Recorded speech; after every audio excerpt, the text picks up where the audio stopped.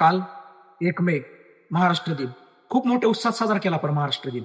पण त्या दिवशीच एक भयानक काळजाला छेद करणारी घटना पुण्यामध्ये घडली, नसरापूरमध्ये.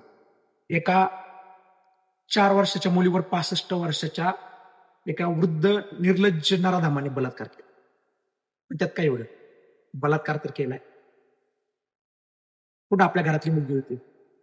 घ्या मेणबत्त्या, पेटू मेणबत्त्या, जाळू मेणबत्त्या आणि निषेध करू.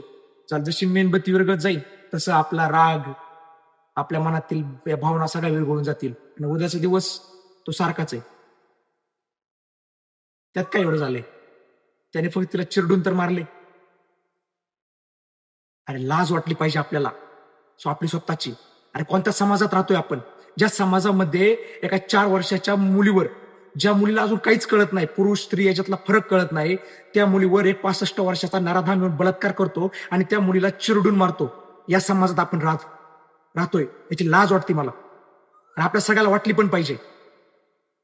अरे ज्या छत्रपती शिवाजी महाराजांनी या स्वराज्याची संकल्पना ज्या पुण्यात मांडली, त्या पुण्यासारख्या ठिकाणी जर नसरापूर येथे एका 4 वर्षाच्या मुलीवर जर बलात्कार होत असेल तर हे अपयश आहे छत्रपती शिवाजी महाराजांच्या स्वराज्याचं.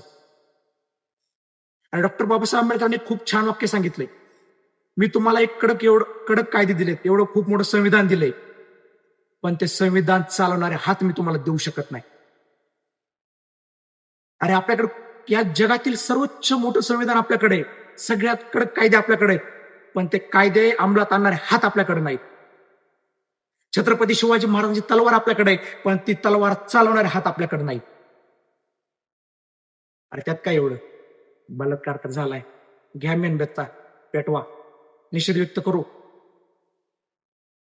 आणि जाऊ. आपल्या घरातली थोडी मुलगी आहे, शेजारच्याच घरातली आहे.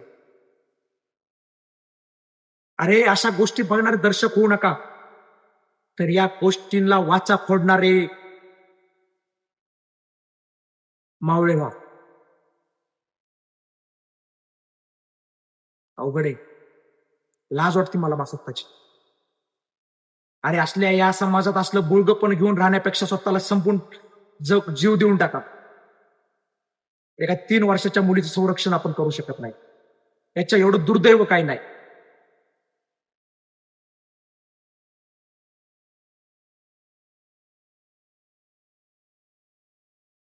बघा